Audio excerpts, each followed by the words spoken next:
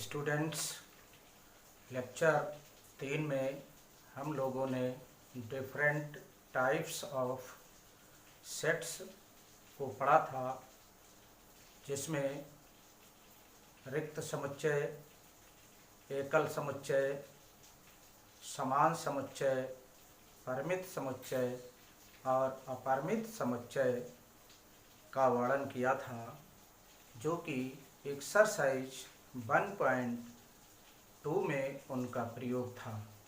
अब लेक्चर 4 में हम कुछ सेट्स के बारे में पढ़ेंगे जो कि NCERT के सिलेबस में है और कुछ सेट्स नहीं हैं, लेकिन हमें उनकी जानकारी होना आवश्यक है।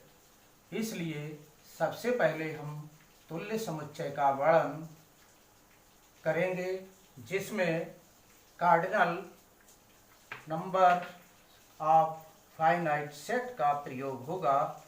तो सबसे पहले हम ये देखते हैं कि एक परिमित समुच्चय की गणन संख्या अर्थात cardinal number of set of finite set क्या है, और फिर तुल्य समुच्चय इक्विवेलेंट सेट्स।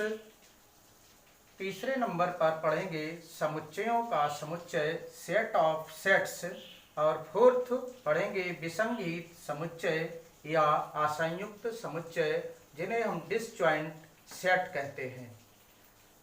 तत्पश्चात संगीत समुच्चय ज्वाइंट सेट्स 6 टाइप है। उप समुच्चय सबसेट्स, उचित उप समुच्चय प्रॉपर सबसेट, नेक्स्ट अधि समुच्चय सुपरसेट, नेक्स्ट टाइप सार्वत्रिक सेट और समष्टि समुच्चय, जिन्हें हम अंग्रेजी में यूनिवर्सल सेट कहते हैं।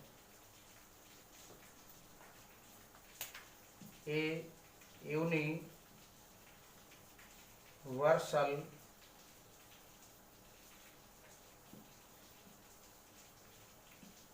सेट लिखा जाता है। और 10th है घात समुच्चय पावर सेट। इसके बाद है अंतराल के रूप में हमें वास्तविक संख्याओं के समुच्चय आर के उप समुच्चय के रूप में पढ़ना है, जिन्हें हम interval in the form of subset of real numbers के नाम से पढ़ते हैं अंग्रेजी में। अब सबसे पहले हम आपको एक परिमित समुच्चय की गणन संख्या को समझाते हैं और आप नोट करेंगे। तो एक परिमित समुच्चय की गणन संख्या क्या है, जी हम आपको बता रहे थे। तो परिमित समुच्चय ए में अवयवों की संख्या को समुच्चय ए की गणन संख्या या कोटि कहलाती है। इसे number of element of set ए से निरूपित करते हैं या सूचित करते हैं। जैसे सेट दिया है आपको 1 2 3 4, तो इसमें नंबर ऑफ एलिमेंट कितने हैं? 4 हैं। इसलिए इसकी गणन संख्या number of element of given set ए 4 होगी। इस टाइप से इसमें जितने अवयवों की संख्या होती है उतनी ही उसकी cardinal number of finite set कहलाती है। अब इसी के आधार पर हम एक और देख लेते हैं एग्जाम्पल। ये पहला ले लिया था, ये दूसरा ले लेते हैं। B is equal to AB C। तो इसमें number of element of set B में 3 एलिमेंट हैं। इस प्रकार ये 3 हो गए। अब नेक्स्ट टाइप में तुल्य समुच्चय को पढ़ते हैं।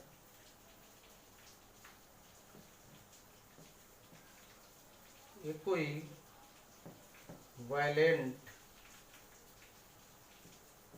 सेट।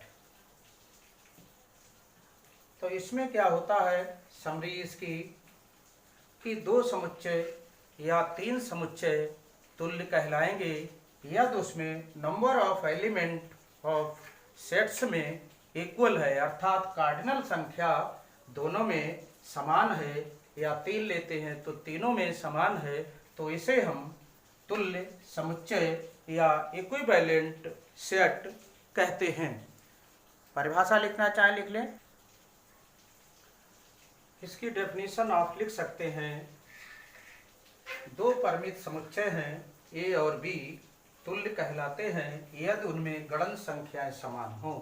इस प्रकार से समुच्चय ए और समुच्चय बी तुल्य होंगे यदि और केवल यदि, if and only if, number of element of set A and number of element of B same है, अर्थात इक्वल हैं। इन्हें इस प्रकार सूचित करते हैं। फॉर एग्जाम्पल,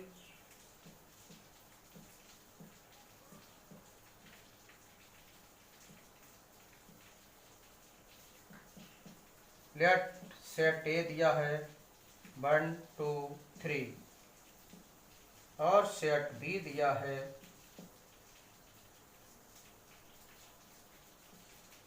ए बी सी मान लेते हम।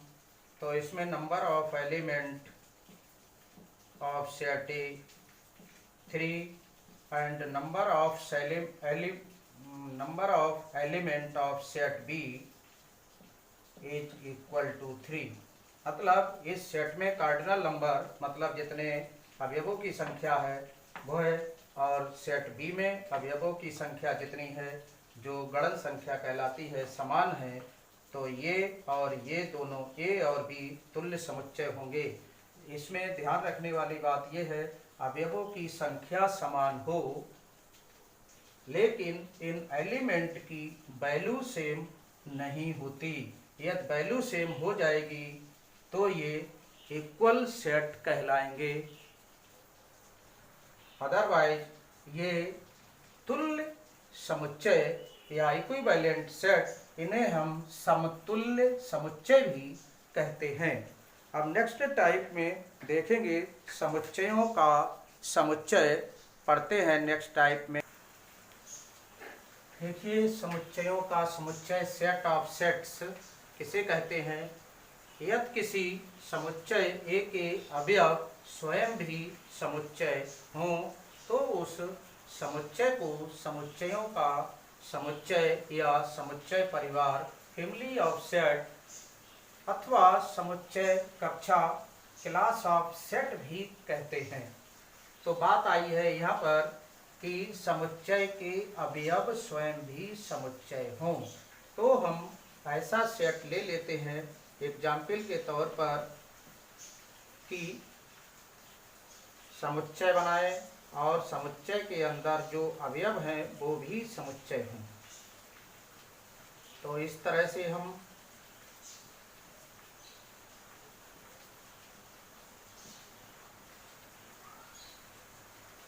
ये हम देख रहे हैं कि ये समुच्चय है। समुच्चय को हम करली ब्रैकेट के अंदर अवयवों को कामा द्वारा अलग अलग करके लिखते हैं। तो ये अभी सेट हैं कितने, 3, और इन्हें अलग अलग लिख दिया। अब इनको भी करली ब्रैकेट के अंदर लिख देते हैं तो ये पूरा भी सेट है। और सेट के अवयव जो हैं, ये एक अवयव है, ये एक अवयव है, ये एक अवयव है और ये भी समुच्चय हैं। तो ये जो समुच्चय दिया हुआ है ये समुच्चयों का समुच्चय कहलाता है। इस समुच्चय के अवयव हो गए हैं एक, ये एक अवयव है। इस समुच्चय के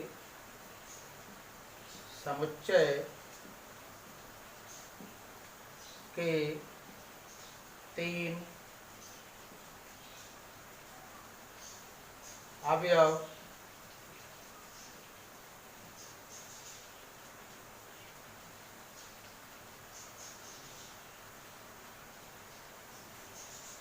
एक, दो, एक अवयव ये हो गया और एक अवयव ये हो गया और एक अवयव, ये हो गया 3 अवयव हैं। इसलिए इस समुच्चय को समुच्चयों का समुच्चय कहते हैं। और एक एग्जाम्पल लेते हैं जिसमें आपको स्पष्ट हो जाएगा कि ये समुच्चयों का समुच्चय है या नहीं। देखिए, इसी टाइप से हमने लिख लिया, एक अवयव ये हो गया, और ये यहाँ हमने 3 लिख लिए जिनको अवयव के रूप में नहीं लिखा है, और ये लिख लिया है। ये पूरा एक समुच्चय है, लेकिन ये समुच्चय है इसका अवयव, ये समुच्चय अवयव है इसका, लेकिन 3 ये समुच्चय के रूप में नहीं है, इसलिए ये समुच्चय नहीं है। ये 3 समुच्चय के रूप में नहीं है, नहीं है। इसका अवयव तो है पूरे का, लेकिन ये समुच्चय नहीं है, इसलिए इसे हम समुच्चयों का समुच्चय इसको नहीं कहेंगे। इसलिए रूप में नहीं है, इसलिए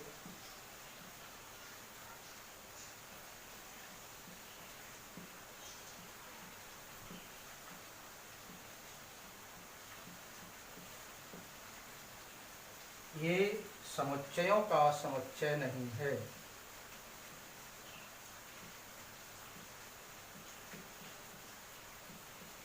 समुच्चय नहीं है।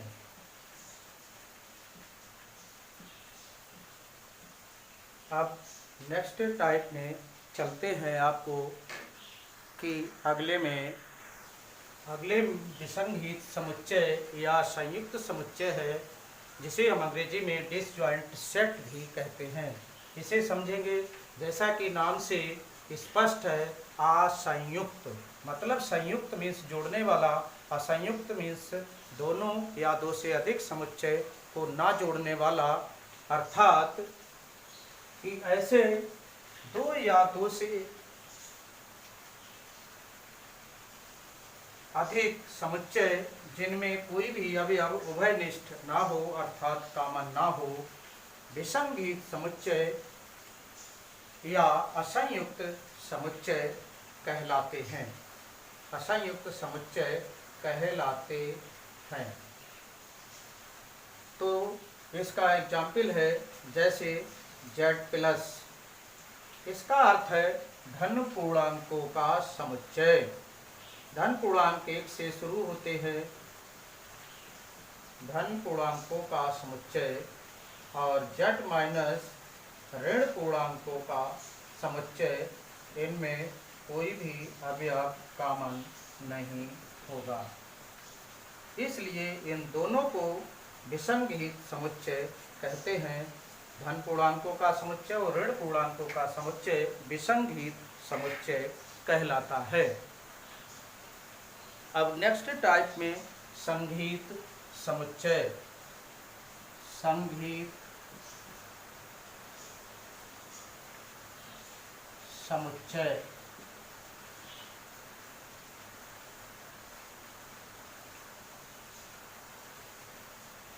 या संयुक्त सेट। संयुक्त समुच्चय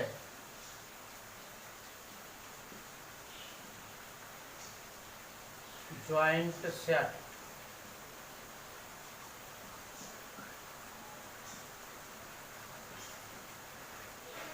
स्पष्ट है कि संगत समुच्चय या संयुक्त समुच्चय ऐसे समुच्चय जिनमें कम से कम एक अवयव कॉमन हो, तो उसे हम संयुक्त समुच्चय या संगत समुच्चय कहलाते हैं या कहते हैं। संगत समुच्चय, इसका एग्जाम्पल है,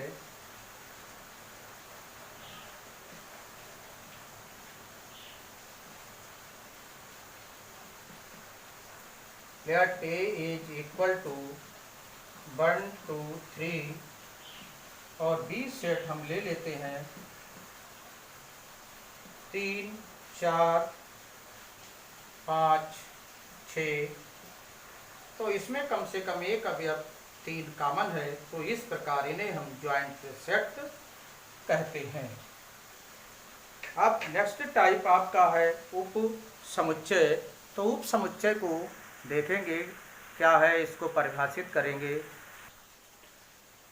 उप समुच्चय सबसेट्स क्या है। उप समुच्चय ये देखते हैं। यदि दो समुच्चय ए एवं बी इस प्रकार है कि ए का प्रत्येक अवयव, ध्यान रखिए, ए का प्रत्येक अवयव समुच्चय बी में हो, तो ए को बी का उप समुच्चय कहते हैं। मतलब ए का प्रत्येक अवयव समुच्चय बी का अवयव हो, तो समुच्चय ए को बी का उप समुच्चय कहते हैं। और इस तथ्य को प्रतीकात्मक भाषा में ए उप समुच्चय बी लिखा जाता है, इस सिंबल से लिखा जाता है, और इसे हम ए उप समुच्चय बी पढ़ते हैं। फिर इसको देखिए, ए उप समुच्चय बी, इसका सेंस है इफ एंड ओनली इफ, ये चिन्ह है इफ एंड ओनली इफ, या आई डबल एफ अक्षर का प्रयोग इस सिंबल के लिए किया जाता है, या इफ एंड ओनली इफ लिखा जाता है इसके लिए। तो क्या है, इसका अवयव x belongs to A implies that x belongs to B भी होगा, इसका भी अवयव होगा, जो इसका है वो इसका भी अवयव होगा, एक ही तरफ से, कि J है तो J भी है। ठीक है। फॉर एग्जाम्पल फर्स्ट है let A is equal to, set ले लिया जिसमें 1 2 3 अवयव हैं, सेट B ले लिया 1 2 3 4 5 अवयव हैं इसमें, तो इसका प्रत्येक अवयव इसका अवयव है, तब हम इसको ये लिख सकते हैं ए उप समुच्चय बी।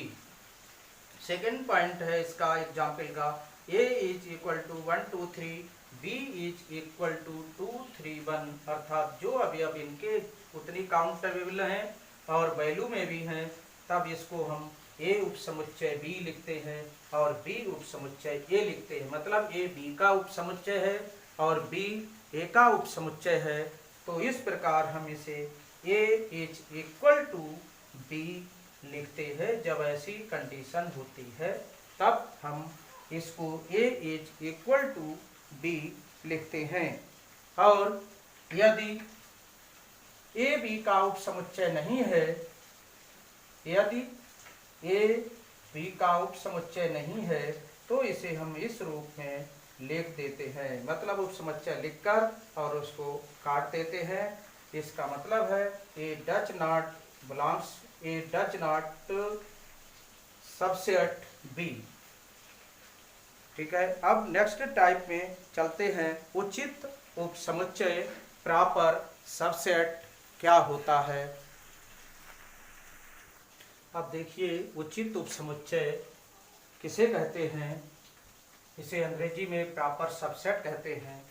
यदि दो समुच्चय ए और बी इस प्रकार है कि समुच्चय ए का प्रत्येक अवयव बी का अवयव हो और समुच्चय बी में कम से कम एक अवयव ऐसा अवश्य हो जो ए का अवयव ना हो, तो इसे हम उचित उप समुच्चय ए को बी का कहते हैं। इसे हम सिंबल इससे निरूपित करते हैं। ए उचित उप समुच्चय बी लिखा जाता है और पढ़ा भी जाता है ए उचित उप समुच्चय बी। यदि ए बी का उचित उप समुच्चय नहीं है तो इसे इस प्रकार लिखते हैं। जैसे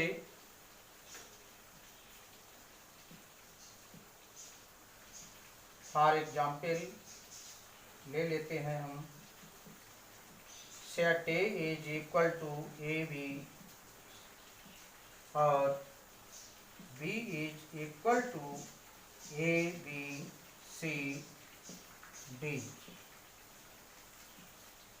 तो ये इसका प्रत्येक अवयव इसका अवयव है और इसमें कम से कम एक से अधिक अवयव हैं। चूंकि एक ही अवयव ऐसा हो जो ए में ना हो तो ए को बी का उचित उपसमुच्चय कहते हैं। ए उचित उपसमुच्चय बी है। इसे हम इस प्रकार भी लिख देते हैं ए बी सी डी। और ये पहला, अब सेकंड हम लिख लेते हैं। सेकंड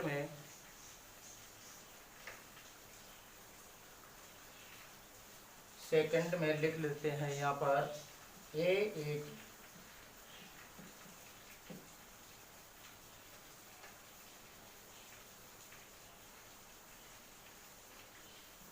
इक्वल टू 1 2 3,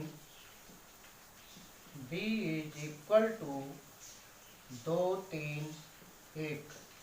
अब इसमें इसका प्रत्येक अवयव इसका है, इसका प्रत्येक अवयव इसका है, तो ये उचित उपसमुच्चय नहीं है, तो इसे हम ऐसे लिखकर काट देते हैं।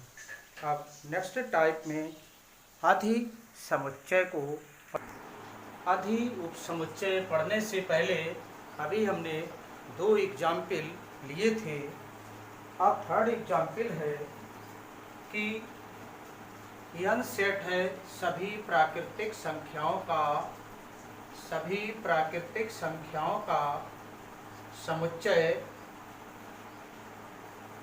जिसे हम इस प्रकार भी लिख लेते हैं। प्राकृतिक संख्याएं आपको ज्ञात है कि 1 से शुरू होती हैं, प्लस 1 से 1 2 3 4 5 6 डॉट डॉट। फिर आता है आई इंटीजर, मतलब पूर्णांकों का समुच्चय, सभी पूर्णांकों का समुच्चय। इसमें माइनस से लेकर प्लस तक और 0 भी पूर्णांक इन्वॉल्व होते हैं, इसलिए इन्हें सभी पूर्णांकों का समुच्चय कहते हैं। और इसे निम्न प्रकार भी निरूपित करते हैं: डॉट डॉट -3 -2 -1 0 1 2 3 डॉट डॉट। अब इसको देखते हैं 1 2 3 4, इसमें माइनस पूर्णांक नहीं है, तो ये सभी पूर्णांक इसमें उपस्थित हैं, इसलिए जे इसका उचित उपसमुच्चय है। n उचित उपसमुच्चय आई, तो इन दोनों के लिए हम n उचित उपसमुच्चय आई या z लिख सकते हैं। अब देखते हैं इसमें सभी परमेय संख्याओं का समुच्चय। परमेय संख्याएं वे होती हैं जो p/q के रूप में लिखी जाती हैं और p और q पूर्णांक होते हैं जहां q का मान 0 के बराबर नहीं होता। अर्थात इसमें पूर्णांक भी होते हैं और बटे में भी संख्याएं होती हैं। इसमें पूर्णांक भी 1 2 और 1/2 2/3 इस टाइप से भी संख्याएं होती हैं, इसलिए ये सभी नंबर्स इसमें आ जाते हैं। इनको ये सभी होते हैं, इनके अलावा भी इसमें अतिरिक्त भी होते हैं जो परमेय संख्याएं होती है 1/2 2/3 इस टाइप से भी इसमें और इन्वॉल्व होती हैं। इसलिए ये दोनों भी ये यहाँ से ले ले तो क्या होगा कि n उपसमुच्चय आई, उचित उपसमुच्चय आई, उचित उपसमुच्चय q, ये इस टाइप से आएंगे। अब r सभी वास्तविक संख्याओं का समुच्चय है। वास्तविक संख्याओं में ये तीनों आ जाते हैं और इसके अतिरिक्त भी संख्याएं होती हैं, तो यहाँ पर n उचित उपसमुच्चय आई, उचित उपसमुच्चय q, उचित उपसमुच्चय r लिखा जाएगा। c कॉम्प्लेक्स नंबर का समुच्चय है, सभी सम्मिश्र संख्याओं का समुच्चय। इसमें वास्तविक संख्याएं और काल्पनिक संख्याएं, कहने का मतलब है यहाँ से लेकर यहाँ तक कि इसमें इन्वॉल्व होती हैं सी में, और इसके अतिरिक्त काल्पनिक संख्याएं भी होती हैं। इस तरह से हम इस सबको उचित उपसमुच्चय के क्रम में निम्न प्रकार लिख लेते हैं: n उचित उपसमुच्चय आई या z, उचित उपसमुच्चय q, उचित उपसमुच्चय r, उचित उपसमुच्चय c, ये इस क्रम में उचित उपसमुच्चय के क्रम में हमने लिख दिया है। अब कुछ नोट पॉइंट है, उनको याद रखने की आवश्यकता है। कोई भी समुच्चय स्वयं का उचित उपसमुच्चय नहीं होता। यदि ऐसा है तो वे इक्वल सेट होंगे। और दूसरा पॉइंट आपको ध्यान रखना है, रिक्त समुच्चय भाई किसी भी समुच्चय का उचित उपसमुच्चय नहीं होता है। अब नेक्स्ट टाइप आधि समुच्चय पढ़। अब आधि समुच्चय को समझते हैं। यदि समुच्चय ए समुच्चय बी का उचित उपसमुच्चय है तो बी को ए का आधि समुच्चय कहते हैं। यदि समुच्चय ए समुच्चय बी का उचित उपसमुच्चय है तो बी को, समझिए, बी को ए का आधि समुच्चय कहते हैं, जिसे इस प्रकार लिखते हैं या निरूपित करते हैं, बी आधि समुच्चय ए। जबकि ए उचित उपसमुच्चय है बी का, तो बी को ए का आधि समुच्चय कहते हैं। अब इसमें उपसमुच्चयों के प्रगुण हैं कि प्रत्येक समुच्चय स्वयं का उपसमुच्चय होता है। पहला प्रगुण है प्रत्येक समुच्चय स्वयं का उपसमुच्चय होता है। मतलब जो समुच्चय दिया है उसमें जितने अवयव हैं और उसको भी उन्हीं अवयवों के क्रम में उपसमुच्चय मान लेते हैं या लिखते हैं। रिक्त समुच्चय प्रत्येक समुच्चय का उपसमुच्चय होता है, ये भी ध्यान रखना है। तीसरा है n अवयवों वाले परिमित समुच्चय के उपसमुच्चयों की संख्या 2 की पावर n होती है। अब चौथा पॉइंट है, लिखते हैं चौथे पॉइंट में कि n अवयवों वाले समुच्चय के उचित उपसमुच्चयों की संख्या 2 की पावर n माइनस 2 होती है। चौथा पॉइंट है इसमें कि n अवयवों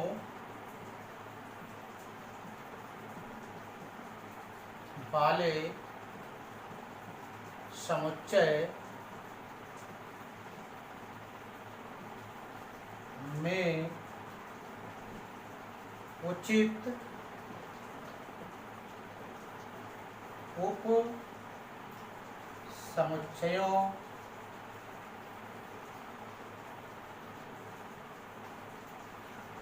की संख्या 2 की पावर n माइनस 2 इस टाइप से लिखते हैं, होती है। जैसे कुल होती है 2 की पावर n उपसमुच्चय, इसमें मान लिया ए सेट दिया है, इसमें 1 2 3, तो इसमें उपसमुच्चयों की संख्या हो जाएगी, उपसमुच्चयों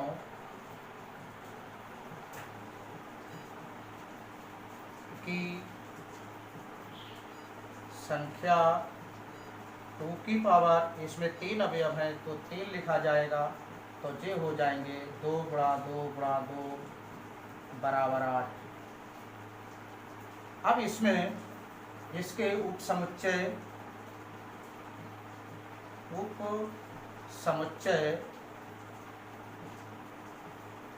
हो जाएंगे आपके 5 1 2 3, फिर 2 2 अवयव लेकर के 1 2 1 3 2 3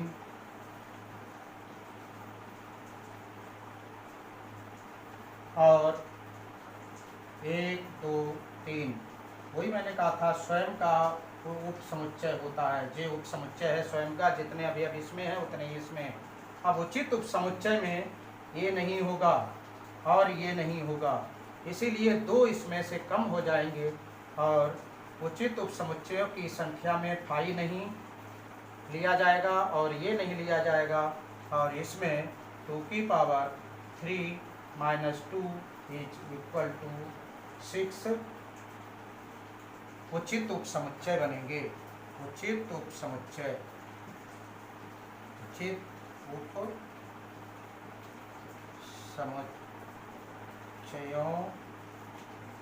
की संख्या बराबर हो गई 2 की power 3 minus 2 is equal to 6। आपको ज्ञात हो गया होगा कि फाई उचित उपसमुच्चय नहीं मानते और ये उचित उपसमुच्चय नहीं होता, तो 2 इसमें से कम हो जाएंगे और 6 उचित उपसमुच्चय बनते हैं। अब नेक्स्ट टाइप जो है लेक्चर नेक्स्ट वाले में 5 में पढ़ेंगे।